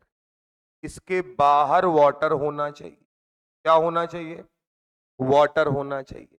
और डब्बे के ऊपर चाहे पॉजिटिव चार्ज हो या नेगेटिव चार्ज, कोई फर्क नहीं पड़ता। अगर ये सिचुएशन है तो हम बोलते हैं ये आयन है, और वाटर को हम क्या बोलते हैं? डाइपोल। वाटर को क्या बोलते हैं? डाइपोल। दो पोल होंगे, ओ और एच का वेक्टर बनता है। तो अगर ये चीज है तो हम बोलेंगे क्या प्रेजेंट है? Ion dipole attraction. इधर समझ गए या नहीं समझ गए? अगर डब्बे के ऊपर चार्ज गया तो बेकार हो जाएगा मामला। अब अगर मैं आपसे पूछूं, एक एग्जांपल मैं आपको देता हूं, पीओ H2O का होल 6 ब्रैकेट के बाहर Cl3। एक बात, एक ये दिया है। दूसरा है पीओ H2O का होल 5 Cl ब्रैकेट के बाहर Cl2 डॉट H2O। तीसरा है CO H2O का होल 4 Cl2 ब्रैकेट के बाहर Cl डॉट वाटर। चौथा है CO H2O का होल थ्राइस Cl3 ब्रैकेट के बाहर है 3 टाइम्स वाटर। क्लियर है बात?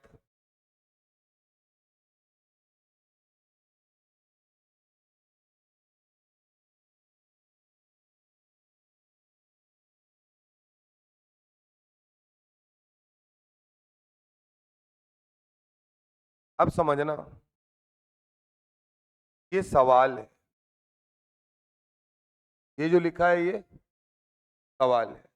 वहां लिखिएगा, हाँ, विच ऑफ द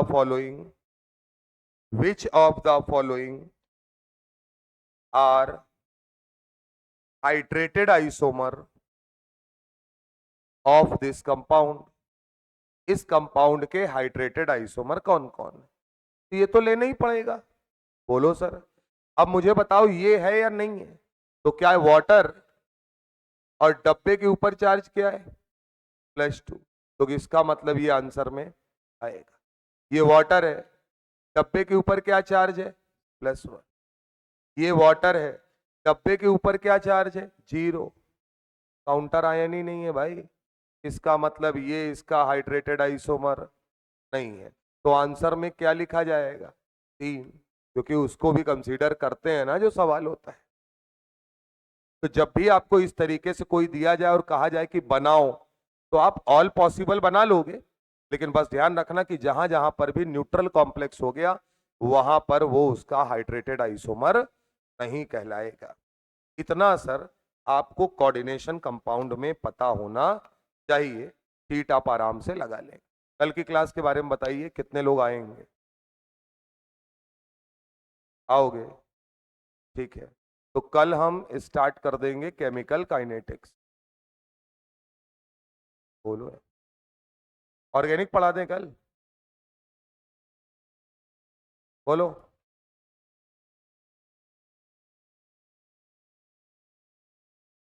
चलो अच्छा, एक काम कर लो, आ रहे हैं तरीके। कल 4 बजे तक तो घर पहुंच ही जाओगे सभी लोग, नहीं पहुंच पाओगे है। कल का क्लास हम लाइव लेंगे, जो भी पढ़ाना होगा हम पढ़ा देंगे, बात समझिएगा। तो फिर आइएगा मत कि हम ऊपर से लाइव लेंगे, फिर यहां से नहीं लेंगे। बोलो, ठीक। और आज हम आपको डी एंड एफ ब्लॉक का लेक्चर भेज देंगे, उसको देख लीजिएगा, आराम से आपको आ जाएगा, उसमें कुछ ज्यादा करने की जरूरत नहीं है। होली की हार्दिक शुभकामनाएं।